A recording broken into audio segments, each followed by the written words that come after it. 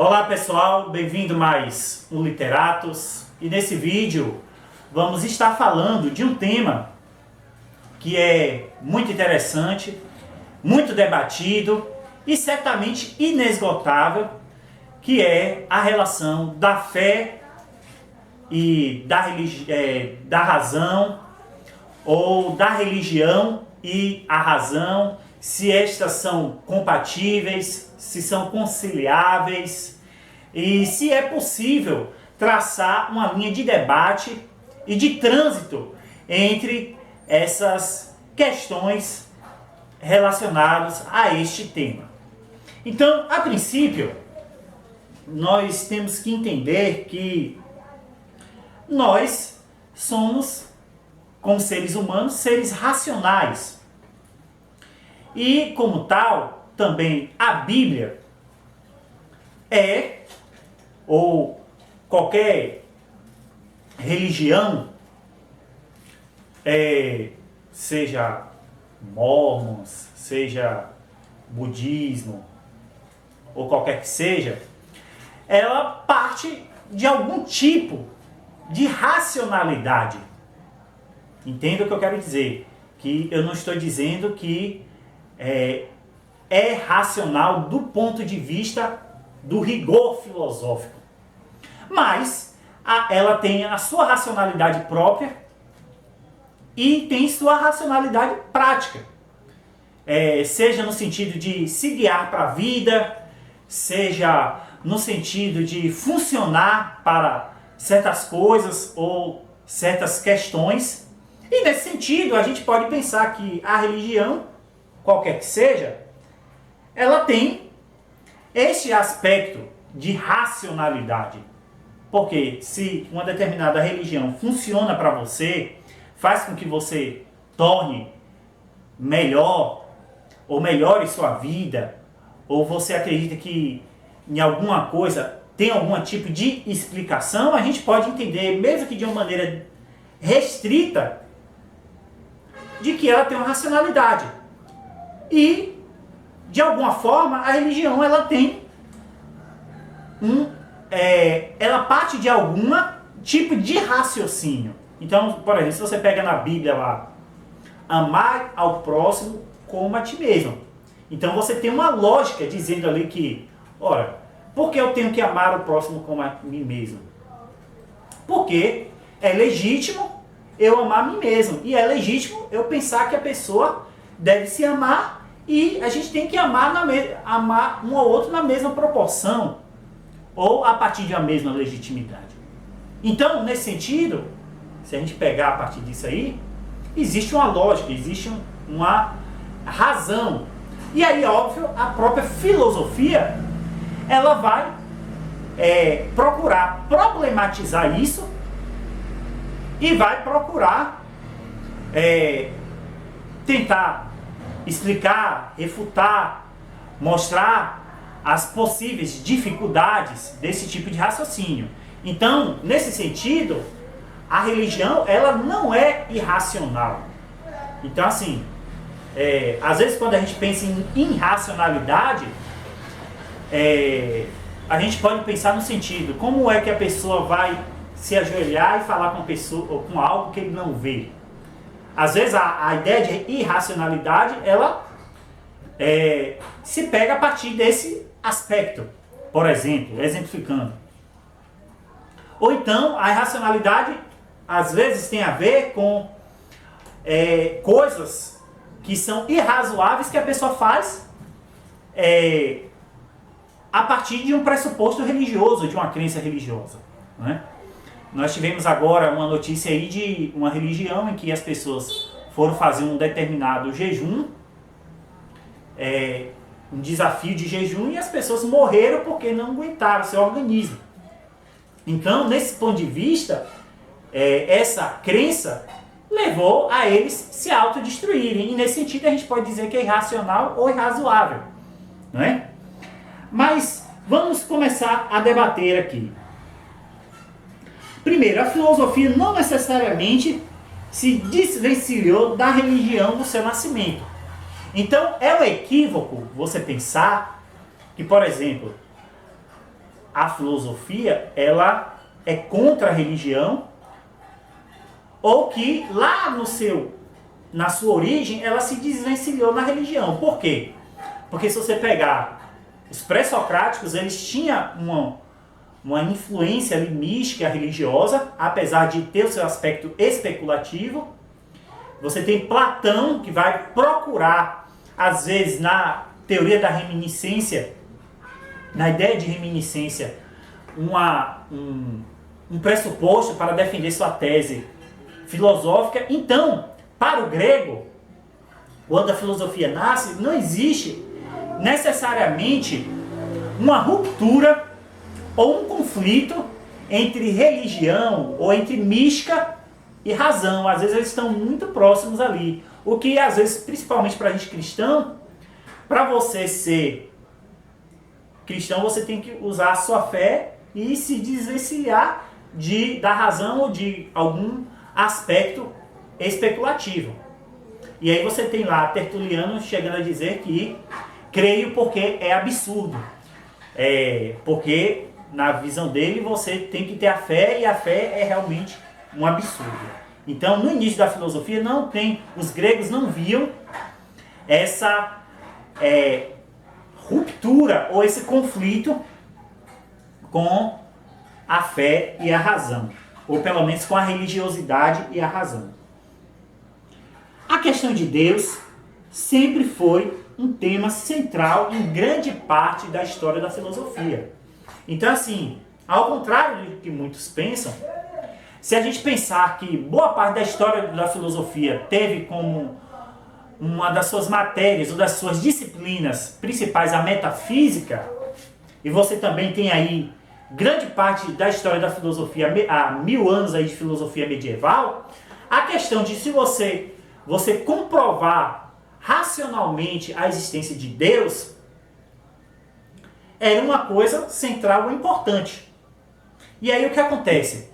Quando você tem ali o fim do período medieval, você tem a questão levantada por Ockham, um método científico que bebeu ali no método occamiano.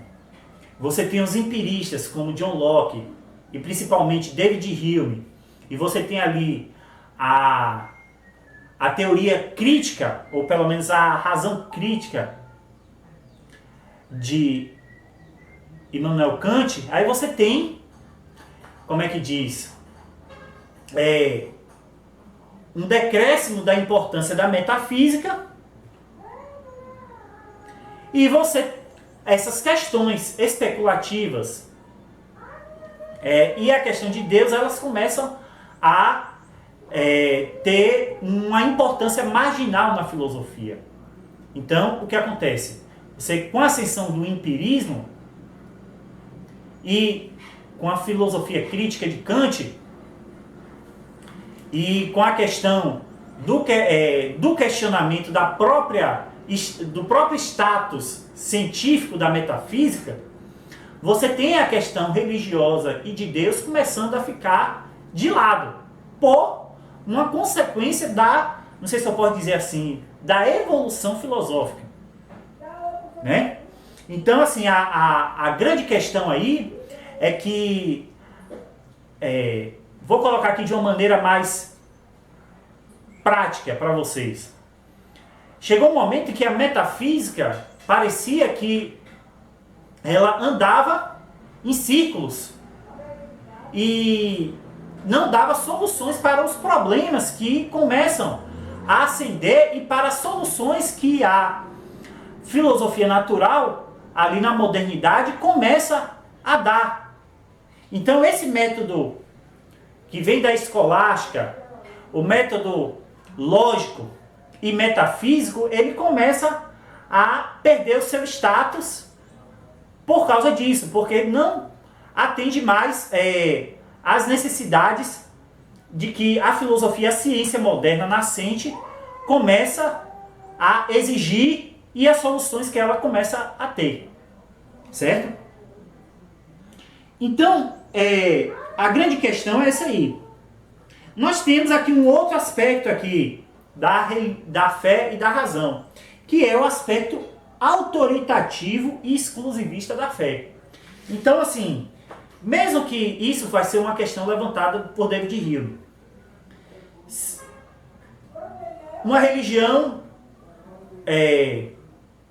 diz que aquele milagre, ou aquela profecia, ou aquela experiência religiosa, ela é comprovatória de que ela é religião verdadeira.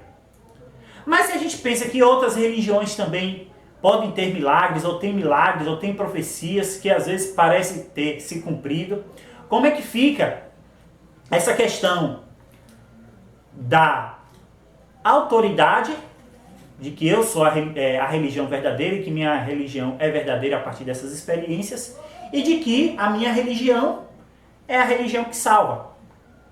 Então, você tem essa problemática. E você tem a problemática não somente de você comprovar metafisicamente a existência de Deus, ou de que existe um Deus só. Mas você tem o grande problemática de que esse Deus que você comprovou que existe e que é o único, é o Deus revelado pela Escritura cristã, por exemplo. Então, como eu posso dizer que esse Deus é o Deus cristão?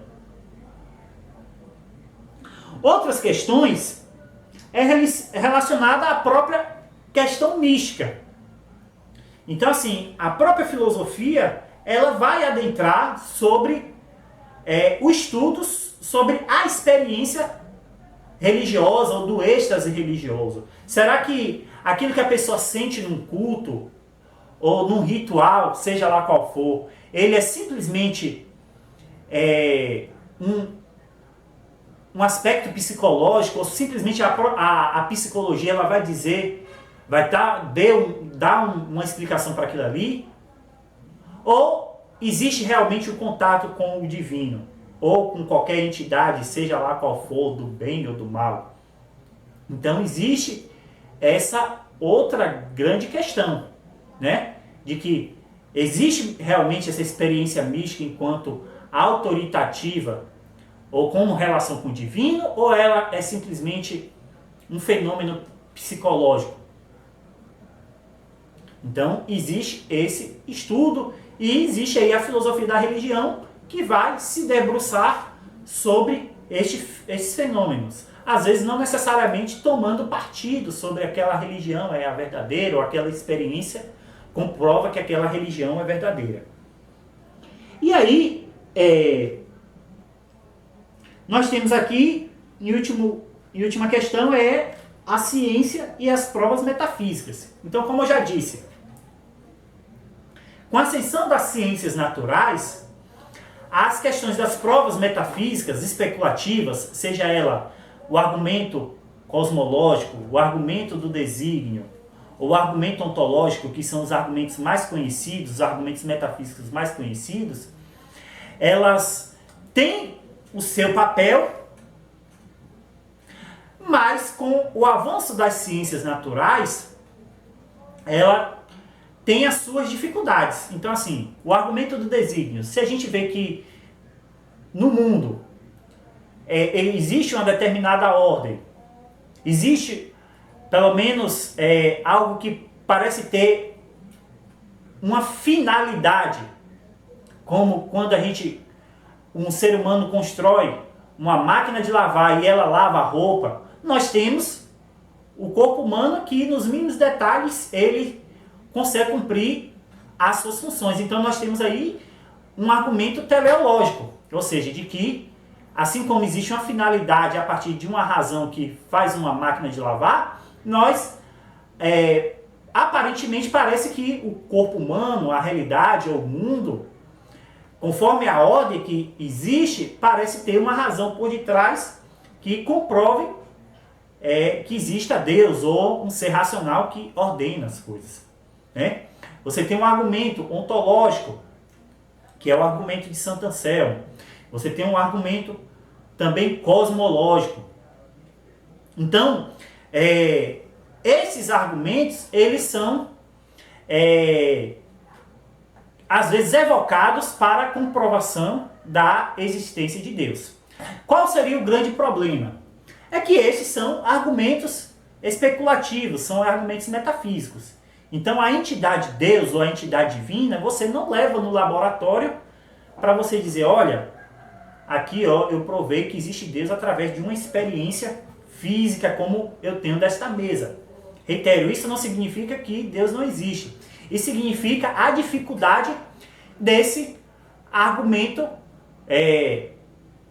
especulativo, deste argumento metafísico. Até mesmo se a gente pensar do ponto de vista cristão, a onipresença de Deus, racionalmente, ele é problemático se a gente pensar do ponto de vista científico da ciência. Porque se Deus está em todos os lugares, como é que eu não estou vendo?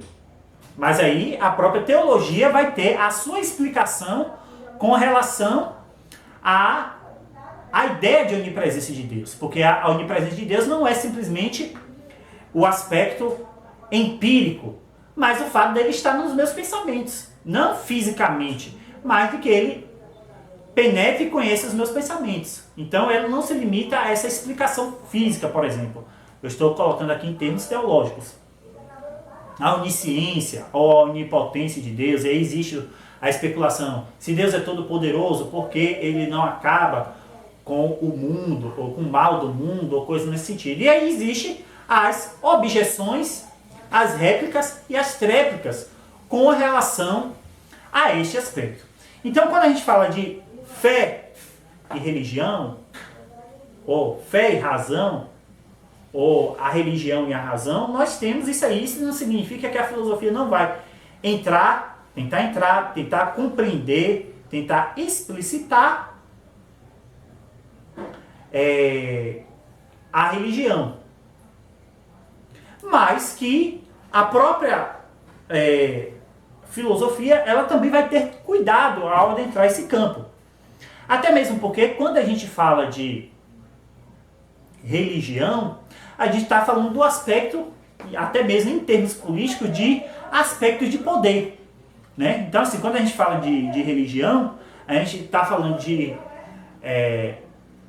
uma instituição ou de uma organização que alega ter a verdade, ou que o Deus dele é o Deus verdadeiro, e essas pessoas que detêm este poder podem impor, podem abusar, podem destruir pessoas, destruir sociedades a partir dessa alegação dessa autoridade. E dessa alegação moral de que essa religião detém o fundamento último da moral e de que, de alguma forma, eles não são questionáveis ou supõe-se não ser questionáveis, e também existe toda a própria influência política e econômica que essa religião pode exercer, e numa sociedade laica e numa sociedade onde as pessoas podem professar sua fé, isso pode haver algum tipo de influência maléfica e de abuso de poder, ou abuso econômico, seja lá qual for. Então, nesse sentido, a filosofia seria também uma maneira de dar um freio para qualquer investida neste sentido. Então, mais do que nunca hoje, uma grande questão da religião principalmente a religião e suas consequências da sua influência política e econômica na sociedade. Talvez hoje seja a grande questão, a questão mais crucial. Em termos de Brasil, principalmente pelo fato de que nós temos hoje um número de evangélicos, por exemplo, de 30%. Aqui eu não estou falando condenando, até mesmo porque eu sou evangélico. Mas que consequências nós temos de influência, ou de benefícios, ou de malefícios desse crescimento, no caso nosso, da religião protestante, e talvez também até quando a gente pensar em outras sociedades, em outros países, qual a influência, a importância, os benefícios ou malefícios do crescimento de determinada religião em determinado país. Então isso é uma grande questão também a se levantar, e a filosofia também vai entrar aí para questionar, para contestar certas coisas, porque, ao menos supostamente, a filosofia seria o âmbito da especulação livre, da especulação, da contestação sem tomar partido de A ou B, e se colocar diante de possíveis abusos ou possíveis problemas que o ambiente religioso ou a religião pode suscitar. Então, pessoal, espero que tenham gostado do vídeo, tenha sido útil para vocês. Como sempre, nós temos aí o nosso Cauê Literatos, lá no Cauê você pode nos buscar lá, e nós temos o Pix para quem quiser contribuir para o crescimento do canal. Deixe seu like, deixe aí, compartilhe, comentem, e até a próxima.